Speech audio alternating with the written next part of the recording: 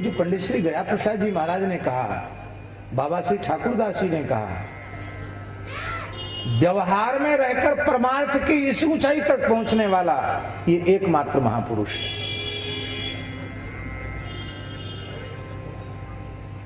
अपने आप को ऐसा जीवन भर छिपाकर व्यवहार में रखकर रहकर परमार्थ की इतनी ऊंचाई, जहां व्यवहार और परमार्थ का भेद मिट गया, विशुद्ध परमार्थ ही परमार्थ रह गया, क्योंकि उनकी दृष्टि में श्री रघुनाथ जी और किशोरी जी के अलावा कोई दूसरा था ही नहीं। ये बलदेवगढ़ के वैद्य जी बैठे हैं। किस सन की बात है? 1973 की बात है। 1973 में ये कहाँ गए थे? हैं? ये चित्रकूट गए थे, रामधाम, वहां कोई ट्रेनिंग थी इनकी, कोई वहां उसमें गए थे, टूर गया था, उसमें दर्शन के लिए गए थे ये, यहीं बलदेवगढ़ के।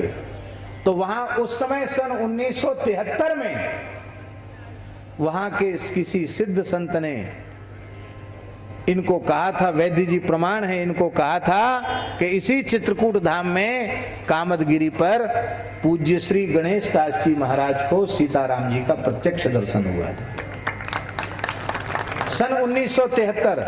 और उन्होंने कहा कि इस बात को चित्रकूट चर्चिका नामक ग्रंथ के अमुक श्लोक में उन्होंने लिखा है, और हमारी तब तक उस पर दृष्टि नहीं थी। इन्होंने वो श्लोक संख्या बताई, उन महात्मा के द्वारा कही हुई, और उसमें लिखा है, जहां महाराज जी ने स्वीकार किया है कि श्री सीताराम जी का हमें प्रत्यक्ष दर्शन है। ये कब की बात है? 1973 की बात।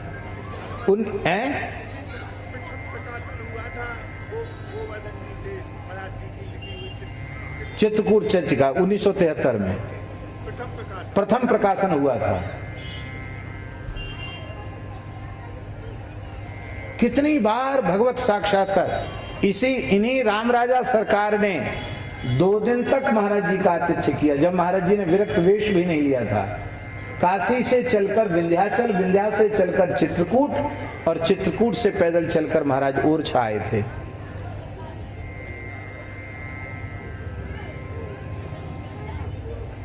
जंगलों के रास्ते पैदल चलते हुए आए थे, भूखे प्यासे थे, 2-3 दिन बीच में कुछ खाने को नहीं मिला, मांगते किसी से कुछ थे नहीं। वैशाख या जेठ का महीना रहा होगा, गर्मियों का समय था। महाराज आए तो रात हो गई ओरछा पहुंचते पहुंचते। 10वीं तिथि थी, तीसरा दिन था बिना खाए पिए। तो जल पी करके, और वहीं लंका के हनुमान जी के आसपास की बात है, जल पी करके और महाराज जी लेट गए शिला पर, किसी शिला पर लेट गए। ये बात बहुत पुरानी है महाराज, जब देश परतंत्र था तब की बात है, देश स्वतंत्र नहीं हुआ था। सवेरे तो महाराज जी को भूख बहुत लगी थी, तो महाराज जी से ये बात तो हमने स्वयं उनके मुख से सुनी कि ज्यादा भूख लगी थी, थोड़ी मिट्टी खा करके बेतवा का पानी पी लिया। क्या? थोड़ी मिट्टी खाई और मिट्टी खा के पानी पी लिया। और एकादशी दूसरे दिन थी, तो महाराज जी ने सोचा चलो आज तो एकादशी, आज तो पानी पे ही रहेंगे, आज चौथा दिन है। उसी समय एक ब्राह्मण देवता आए, दोपहर का समय था। कहा, हाथ जोड़ करके कहा कि ब्रह्मचारी, महाराज जी को कहा, ब्रह्मचारी जी आप हमारे घर में चल के फलाहार कर लीजिए, आज एकादशी है। महाराज जी मन में सोचने लगे कि काशी से हम चलकर विंध्याचल आए और विंध्याचल से चित्रकूट, यहाँ तक अब तक कितने प्रेम से किसी ने न्योता नहीं दिया। आपका शुभ नाम?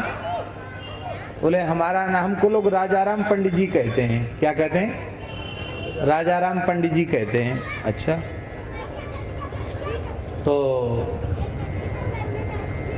ठीक है, बालन तो भगवान साथ ले गए, वो पंडित जी साथ ले गए और खूब सुंदर फलाहार कराया और फलाहार करा के फिर भेजने भी आए और द्वादशी को फिर आ गए। बोले जो एकादशी को फलाहार करावे उसको द्वादशी को पारण जरूर कराना चाहिए, तो आप पारण कर लो चल के। महाराज जी ने कहा चलो अच्छे भगत मिले। वहां गए तो बढ़िया सुंदर पारण किया, प्रसाद खाया, द्वादशी का पारण हो गया। वहां से लौट के फिर बेतवा के किनारे आ गए तो मन में सोचने लगे, परिचय नहीं कुछ नहीं, इतनी मीठी वाणी, इतने प्रेम से 2 दिन प्रसाद पवाया, तो चले उन्हीं पंडित जी के पास चलकर पूछें कि ये जगह बहुत अच्छी है भजन के लिए, हम कुछ दिन ओरछा रहना चाहते तो कहाँ रहें। तो आज भी ओरछा गांव जैसा है, उस समय भी गांव जैसा ही था। तो महाराज जी गए, पूरे ओरछा के गली मोहल्ले में, गली मोहल्ले में सब जगह खोज लिया, घर घर जाके पूछ लिया राजाराम पंडित जी का घर कौन सा है। कोई ने नहीं बताया, राजाराम पंडित जी थे ही नहीं वहां। बड़ी विकलता बढ़ गई कि इतना बड़ा तो ओरछा नहीं है, सब जगह घूम लिया, राजाराम पंडित जी कहीं नहीं। तब अंत में द्वादशी की ही बात है, रात्रि के समय भगवान की ब्यारू की छिक आ गई थी राम राजा सरकार की। तो पुजारी से पूछा महाराज जी ने कि पुजारी जी आप बताओ कोई राजाराम पंडित जी यहाँ रहते हैं क्या। इतना सुनते ही जब पूरी बात महाराज जी ने बताई तो पुजारी बड़े प्रेमी थे, उनके नेत्र भर आए। बोलो राजाराम पंडित जी और कोई दूसरे नहीं, भीतर बैठे ये राम राजा सरकार हैं, उन्होंने 2 दिन आपको पवाया प्रसाद। और एक जो विशेष बात कही तिवारी जी वो सुनने योग्य है।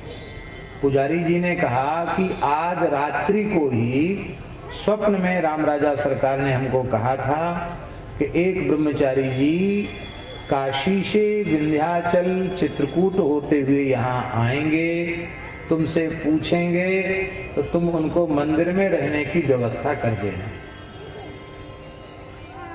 बोले ये रघुनाथ जी की आज्ञा है। और 7 महीना महाराज जी मंदिर में रहे। कितने महीना?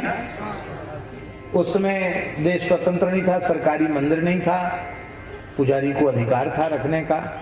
तो महाराज जी रह गए और ये बात महाराज जी ने दास को स्वयं को बताई, पंडित जी 7 महीना राम राजा सरकार के मंदिर में रहने का अवसर मिला।